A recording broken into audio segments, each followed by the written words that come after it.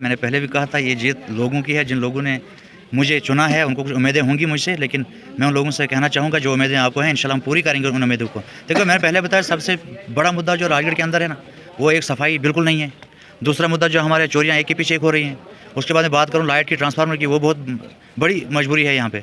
और उसके बाद मैं कहना चाहूँगा मार्केट के जितने भी मीटर्स लगे हैं दुकानदारों के, उनको जो है जितने अगर मानो आप 50 या 20 या 30 पॉइंट जलाते हो तो 100 या 150 का बिल आता है, लेकिन मैं कहूँगा उनको पॉइंट टू पॉइंट जो बनेगा वही मेरी मार्केट में आना चाहिए। बाकी रेट लिस्ट का रहा या एक्सपायरी का रहा तो ये लोग हमारे साथ देंगे इंशाल्लाह, जिनने इतना बड़ा फैसला लिया है। तो मैं बहुत बहुत शुक्रगुजार हूँ इन लोगों का, इनका एहसानमंद हूँ। मैं कभी ये भुला नहीं पाऊँगा, तो ना इनको इस एहसानमंद का जो है कीमत दे पाऊँगा। और आपका भी बहुत बहुत शुक्रिया। हमारे 5 या 10 साल से मैं MBBS डॉक्टर राजगढ़ के लिए मांग रहे वो नहीं है।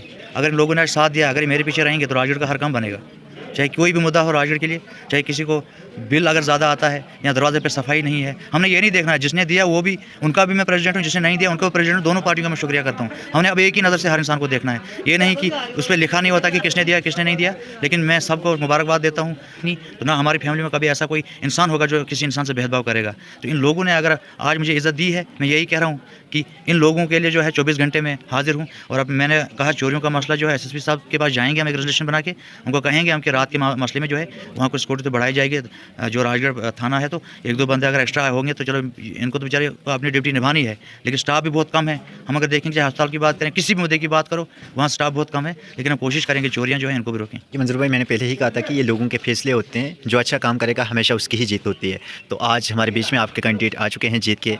मुझे उम्मीद है कि अच्छी तरह से ये काम करेंगे। हर एक जिन्होंने वोट दिया उनका भी शुक्रिया, जिनने नहीं दिया उनका भी शुक्रिया। लेकिन उनका भी ये प्रेसिडेंट, जिनने दिया उनके भी प्रेसिडेंट, जिनने नहीं भी दिया उनके भी ये प्रेसिडेंट है। मुझे उम्मीद है कि अच्छी तरह से ये काम करेंगे राजगढ़ का हर एक युवा।